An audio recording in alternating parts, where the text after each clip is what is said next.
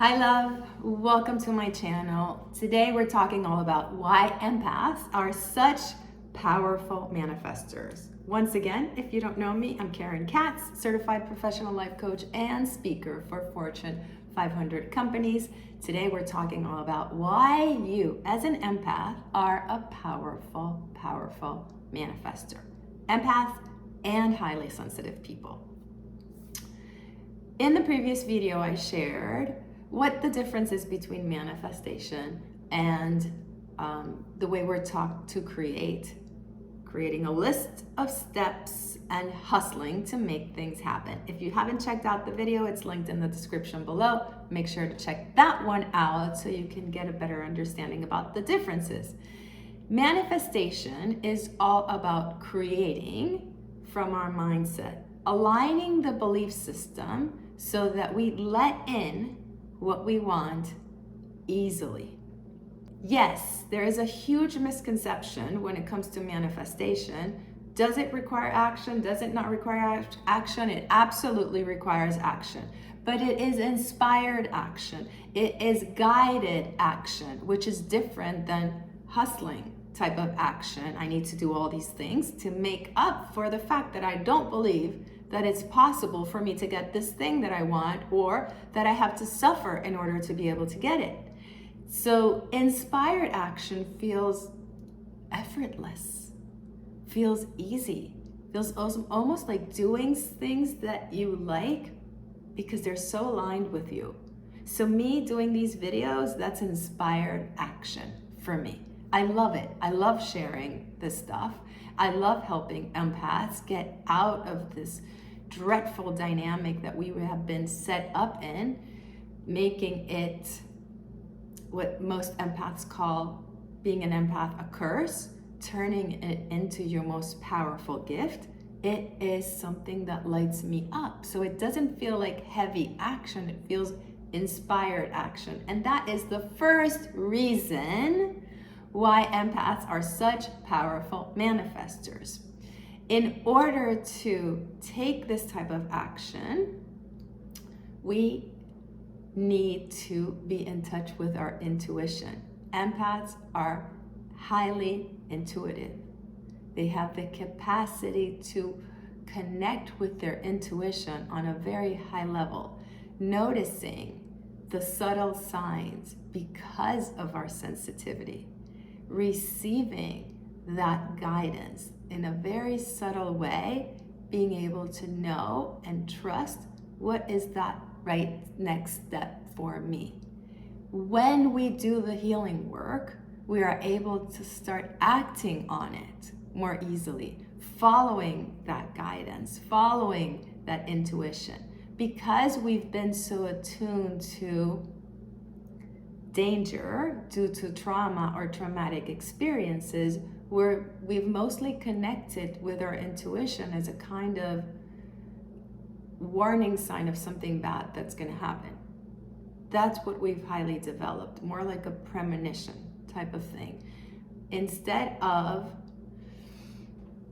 expanding it to where we're guided toward that next step that lights us up for our growth, to get what we want, the love, the relationships, the money, the abundance, the clients, anything that we want to manifest.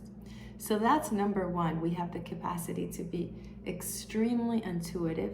We are highly intuitive, able to notice those subtle signs.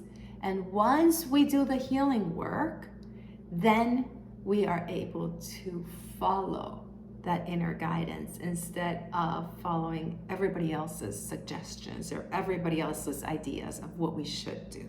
We start trusting our own inner guidance.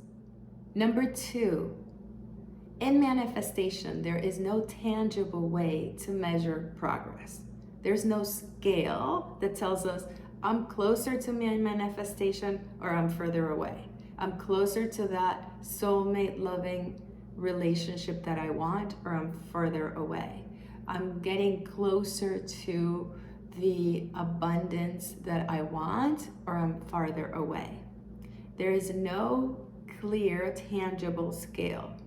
Our guidance, our scale, are our emotions. Emotions let us know when we're getting closer or when we are getting farther away. And guess who is all about emotions?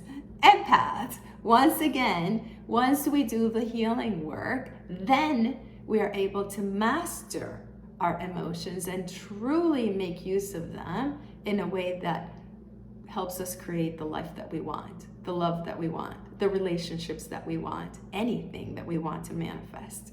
We take charge of our emotions instead of being engulfed by them all the time. Number 3 reason why empaths are such powerful manifestors. Manifestation requires mastery of focus. It requires us training our mind to focus on what we want in a very specific way. Taking charge of our minds. Our minds can drive us freaking crazy. It's kind of like this. When we set an intention or a goal, let's say I want to go on a trip, right? I call an Uber, whatever it is that we want to manifest, that loving relationship, that healing, that financial independence, that inner peace, that relief from anxiety, whatever it is that I want to manifest. It's kind of like saying, I'm going to go on a trip. I'm going to call an Uber to take me to the airport. And I get in the car. We're driving to the airport and I tell the driver, no, oh my God, I forgot my passport. Can we go back? Takes me back. Get my passport, get back in the car. We're driving. We're getting halfway there. Oh my God, I forgot my phone. I'm so sorry. We need to go back. Go back, get my phone, get back in the car. We're almost arriving to the airport. And I'm like, oh no, I have to go back. I totally left my carry-on. I can't go without it. No way, we need to go back. So by that time, the driver would say something like, lady, do you actually want to go on this trip? That is a totally valid question, right? We do want to. We do want to get our manifestation. But there's so much doubt. There's so much worry. There's so much fear. What if I don't get it? What if it's too hard? What is going to happen if I do this? What's going to happen if I don't do this? All these things that are going through our mind that we're going back and forth, back and forth, back and forth when we are trying to manifest. Here's the thing. Empaths are natural warriors. They're both warriors and worriers, but today I'm talking about warriors with an O. Yeah, I know it sounds weird, but warriors with an O. What does that mean?